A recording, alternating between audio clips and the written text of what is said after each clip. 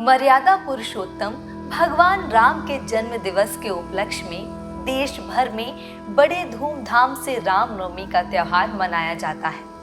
ये पर्व हिंदुओं के प्रमुख त्योहारों में से एक है।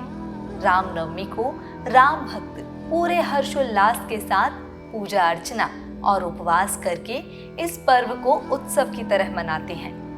प्रत्येक वर्ष हिंदू कैलेंडर के अनुसार चैत्र मास की नवमी तिथि को रामनवमी के रूप में मनाया जाता है। इसके साथ ही चैत्र मास की प्रतिपदा से लेकर नवमी तक नवरात्रि भी मनाई जाती है। पुराणों के अनुसार इस दिन भगवान श्री राम ने विष्णु जी के 7वें अवतार के रूप में धरती पर जन्म लिया था। पौराणिक कथा के अनुसार रामनवमी की कहानी लंकापति रावण से शुरू होती है। रावण अपने राज्य की जनता पर बहुत अत्याचार करता था, क्योंकि रावण ने ब्रह्मा जी से अमर होने का वरदान ले लिया था, जिससे उसके अत्याचार से पूरी जनता त्रस्त थी। यहाँ तक कि देवतागण भी उसके अत्याचार से तंग होकर भगवान विष्णु के पास गए और प्रार्थना करने लगे। तब भगवान विष्णु ने देवताओं की मदद करने के लिए प्रतापी राजा दशरथ की पत्नी कौशल्या की कोख से श्री राम के रूप में जन्म लिया। तब से चैत्र मास की नवमी तिथि को रामनवमी के रूप में मनाने की परंपरा शुरू हुई। ऐसा भी कहा जाता है कि नवमी के दिन ही स्वामी तुलसीदास ने रामचरितमानस की रचना शुरू की थी। बताते चलें कि रामनवमी के दिन कई लोग उपवास भी रखते हैं। मान्यता है कि रामनवमी के दिन सच्चे मन से उपवास करने से जीवन में सुख समृद्धि आती है और मनोवांछित फल की प्राप्ति होती है। चलिए अब बात करते हैं कि राम भक्तों को रामनवमी के दिन किन चीजों का पालन अवश्य करना चाहिए। मान्यताओं के अनुसार रामनवमी के दिन प्रभु राम की पूजा करने के बाद उनकी प्रतिमा को पालने में अवश्य झुलाना चाहिए। इसके अलावा इस दिन किसी नदी, सरोवर या तालाब में स्नान करना चाहिए।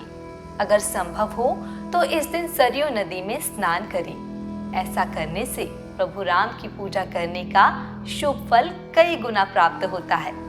रामनवमी के दिन माता सिद्धिदात्री की पूजा अर्चना की जाती है, इसलिए इस दिन माँ सिद्धिदात्री की पूजा अर्चना जरूर करनी चाहिए। साथ ही रामनवमी के दिन नवरात्रि का अंतिम दिन होता है, इसलिए इस दिन कन्या पूजन या ब्राह्मणों को भोजन अवश्य कराएं। इसके बाद राम रक्षा स्तोत्र, रामायण, बजरंग बाण आदि का पाठ अवश्य करें। ऐसा करने से प्रभु श्री राम अपने भक्तों की सदैव रक्षा करते हैं। इसके अलावा अगर संभव हो तो इस दिन घर पर रामायण का पाठ भी करें। तो यह थी रामनवमी पर किए जाने वाले कार्यों के बारे में जानकारी। तो आइए अब हम जानेंगे कि रामनवमी के दिन क्या नहीं करना चाहिए।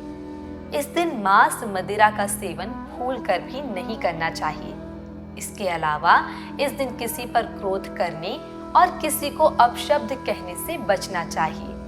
इसके साथ ही इस दिन किसी भी पशु पक्षी को हानि नहीं पहुंचानी चाहिए। कहा जाता है कि ऐसा करने से प्रभु राम के भक्तों को कई प्रकार की समस्याओं का सामना करना पड़ सकता है।